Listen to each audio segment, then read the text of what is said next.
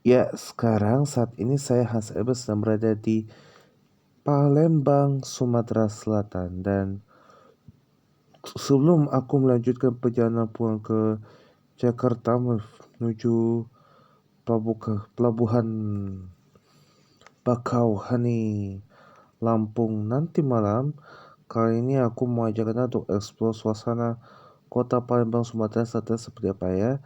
Salah satu paling ikonik adalah Jembatan Ampera.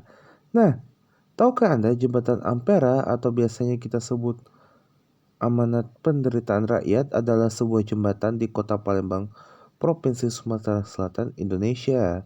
Jembatan Ampera yang telah menjadi semacam lambang kota terletak di tengah-tengah Kota Palembang menghubungkan antara seberang Ulu dan seberang Ilir yang dipisahkan oleh Sungai Musi. Jembatan Ampera merupakan ikon Kota Palembang yang paling terkenal. Struktur bangunan panjang jembatan ini adalah 1117 meter dengan lebar 22 meter, bagian tengah 71,90 meter, berat 944 ton dan dilengkapi pembantu seberat 500 ton. Semua bagian tengah bisa diangkat agar kapal-kapal besar bisa lewat, namun sejak tahun 1970-an, bagian tengah sudah tidak dapat diangkat lagi. Pendul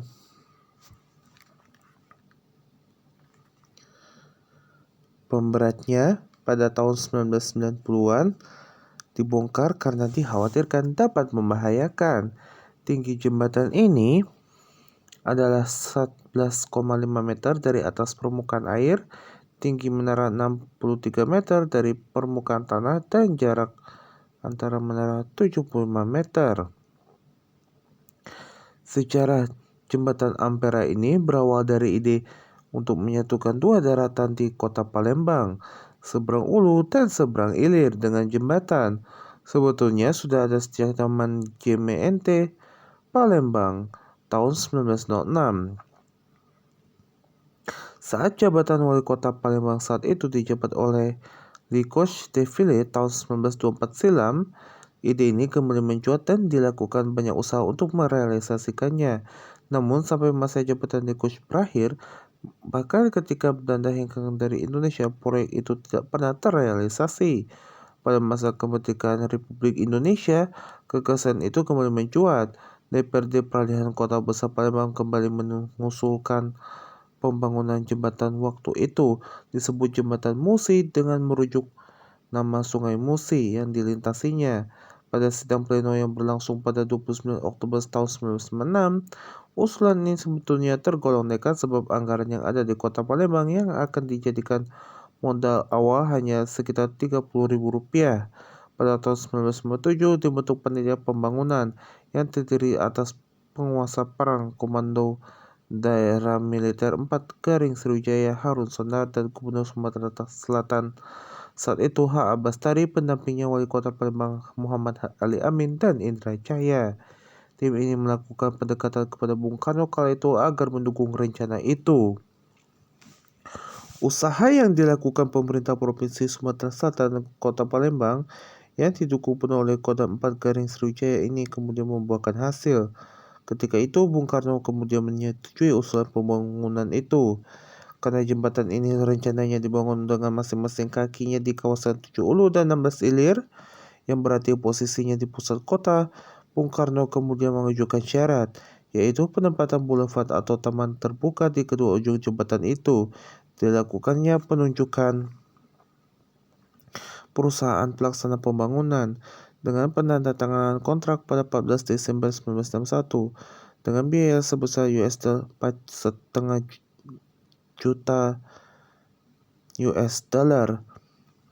Kurs saat itu USD Rp200.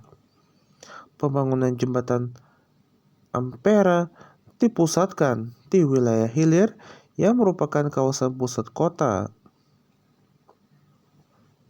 terutama kawasan 16 Ilir. Sewaktu pembangunan jembatan Ampera, banyak sekali bangunan-bangunan peninggalan Belanda yang dibongkar. Salah satunya pusat pembelajaran terbesar Matahari atau Dizon, kantor listrik Ogem, dan Bank Eskomto. Bangunan peninggalan Belanda yang tidak dibongkar hanya menara air saja atau water leading yang sekarang digunakan sebagai kantor wali kota. Di bagian hulu banyak perumahan penduduk yang juga ikut dibongkar. Pembangunan jembatan ini dimulai pada bulan April 1962 setelah mendapat persetujuan dari Presiden RI pertama kala itu Soekarno. Biaya pembangunan diambil dari dana pampasan perang Jepang. Bukan hanya biaya, jembatan ini pun menggunakan tenaga ahli dari negara tersebut. Pada awalnya jembatan ini dinamai Jembatan Bung Karno. Menurut sejarawan Johan Hanafiah, pemberian nama tersebut sebagai bentuk penghargaan kepada Presiden RI pertama itu. Bung Karno secara sungguh-sungguh memperjuangkan keinginan warga Palembang untuk memiliki sebuah jembatan di atas Sungai Musi. Peresmian pemakaian jembatan dilakukan pada tahun 1965 silam, sekaligus mengukuhkan nama Bung Karno sebagai nama jembatan. Pada saat itu, jembatan ini adalah jembatan terpanjang di Asia Tenggara. Setelah terjadi pergolakan politik pada tahun 1966, ketika gerakan anti Soekarno sangat kuat, nama jembatan itu pun diubah menjadi Jembatan Ampera atau Amanat Penderitaan Rakyat. Sekitar tahun 2002 silam kala itu, ada wacana untuk mengembalikan nama Bung Karno sebagai nama Jembatan Ampera ini, tapi usulan itu tidak dapat mendapat dukungan dari pemerintah dan sebagian masyarakat. Pada awalnya, bagian tengah dan bagian belakang dan bagian depan badan jembatan ini bisa diangkat ke atas agar tiang kapal yang lewat di bawahnya tidak tersangkut badan jembatan. Bagian tengah jembatan dapat diangkat dengan peralatan mekanis 2 bandu berat masing-masing sekitar 500 ton. Di dua menaranya kecepatan pengangkatannya sekitar 10 meter per menit dengan total waktu yang diperlukan untuk mengangkat penuh jembatan selama 30 menit. Pada saat bagian tengah jembatan diangkat, kapal dengan ukuran 60 meter dan dengan tinggi maksimum 44,50 meter bisa lewat mengarungi Sungai Musi. Bila bagian tengah jembatan ini tidak dapat diangkat, tinggi kapal maksimum yang bisa lewat di bawah jembatan Ampera hanya 9 meter dari pemukiman air sungai. Sejak tahun 1990-an, aktivitas turun naik bagian tengah jembatan ini sudah tidak dilakukan lagi. Alasannya, waktu yang digunakan untuk mengangkat jembatan ini dianggap mengganggu arus lalu lintas di atasnya. Pada tahun 1990-an, kedua bandu pemberat di menara jembatan ini diturunkan untuk menghindari jatuhnya kedua beban pemberat ini. Sungai Musi dikenal pula sebagai Sungai Musi Melayu Palembang dalam bahasa Melayu Palembang atau Bioa Musi atau Bioa Musai dalam bahasa Rejang. Bahasa Rejang adalah sebuah sungai lintas provinsi yang mengaliri wilayah Provinsi Bengkulu dan Sumatera Selatan Indonesia dengan panjang 710 km, tak jauh dari muaranya di Selat Bangka. Sungai ini membelah kota Palembang menjadi dua bagian, hilir dan hulu. Kedua bagian tersebut dihubungkan oleh Jembatan Ampera yang merupakan ikon Palembang dan 3 jembatan lainnya sejak zaman Kerajaan Sriwijaya hingga sekarang. Sungai ini terkenal sebagai sarana transportasi utama bagi masyarakat. Sungai ini mengalir di bagian selatan Pulau Sumatera yang beriklim hutan hujan tropis. Suhu rata-rata setahun sekitar 24 derajat Celcius. Bulan terpanas adalah Juli dengan suhu rata-rata 26 derajat Celcius dan terdingin Februari sekitar 23 derajat Celcius. Curah hujan rata-rata tahunan adalah 2.579 mm. Bulan dengan curah hujan tertinggi adalah April dengan rata-rata 344 mm dan yang terendah September rata-rata 99 mm. Hulu Sungai Musi berada di Bukit Kelam sekitar 15 km dari Curup, ibu kota Kabupaten Rejang Lebong Bengkulu.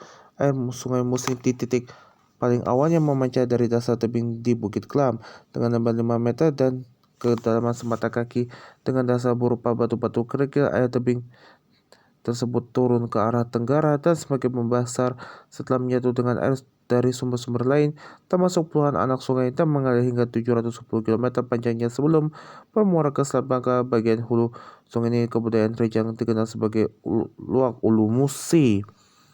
Hidrologi Sungai Musi membelah kota Palembang menjadi dua bagian kawasan, yaitu seberang ilir di bagian utara dan seberang hulu di bagian selatan. Sungai Musi bersama dengan sungai lainnya membentuk sebuah delta di dekat kota Sungsang. Sungai Musi disebut juga Batanghari 9, yang berarti 9 sungai besar. Pengertian 9 sungai besar adalah Sungai Musi beserta 8 sungai besar yang bermuara di Sungai Musi. Adapun 8 sungai tersebut adalah Sungai Komering, Rawas, Leko, Lakitan, Kalingi, Lematang, Rupit, dan Ogan. Lahan seluas 3 juta hektar di daerah aliran sungai di Musi dianggap kritis akibat maraknya penebangan liar. Kondisi ini dapat memicu banjir bandang dan tanah longsor. Das Musi secara geografis terletak di 103 derajat 34 derajat 12 derajat dan 105 derajat 0 derajat 36 derajat 7 timur dan 02 derajat 58 derajat 12 derajat hingga 04 derajat 59 derajat 24 derajat lintang selatan dengan luas 7.760.222,86 hektar. Secara administrasi, Das Musi termasuk pada 4 provinsi, yaitu Sumatera Selatan, Bengkulu, Jambi, dan Lampung. Kabupaten dan kota di Provinsi Sumsel yang masuk ke dalam Das Musi meliputi 17 kabupaten dan kota atau seluruh kabupaten dan kota yang berada di Provinsi Sumsel. Kabupaten di Provinsi Bengkulu yang masuk pada Das Musi meliputi Kabupaten Rejang Lebong dan Kabupaten Kepahyang.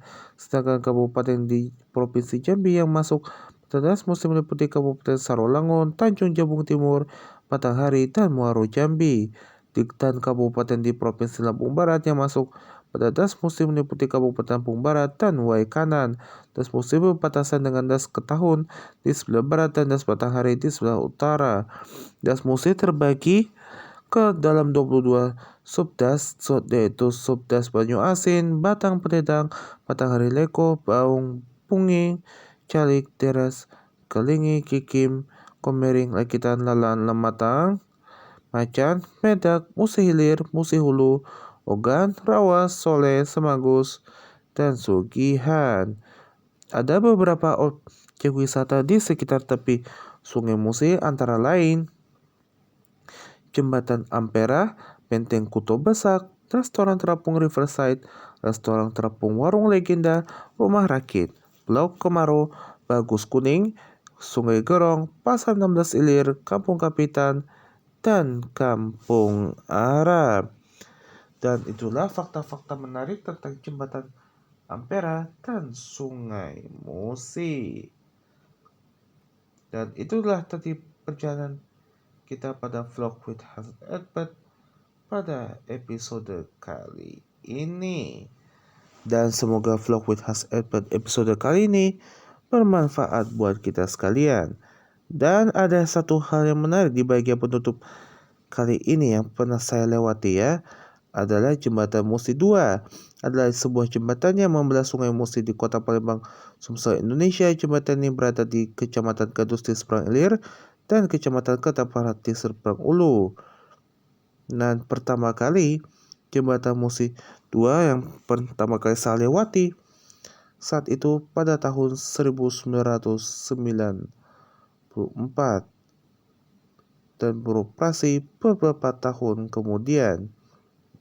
Untuk informasi selengkapnya dapat Anda simak di bagian ketiga perjalanan kami di Trans Sumatera dan Jalan Lintas Sumatera di video episode selanjutnya. Terima kasih sudah menemani keseruan kita pada vlog with Hans Edbert kali ini. Kami ingatkan kembali kepada Anda untuk jangan lupa untuk selalu subscribe seluruh laman YouTube channel resmi Hans Edbert, like, share, dan komen sebanyak-banyaknya, serta nyalakan notifikasinya. Follow us on Twitter, Facebook, Instagram, maupun juga official TikTok resmi Hans Edbert, dan dengarkan podcast Hans Entertainment di Spotify. Download aplikasinya di Google Play Store atau via App Store. Sampai bertemu di vlog with Hans Edbert episode selanjutnya dengan konten-konten menarik dan bermutu daripada sang pelopor. Sampai jumpa dan wassalamualaikum warahmatullahi wabarakatuh.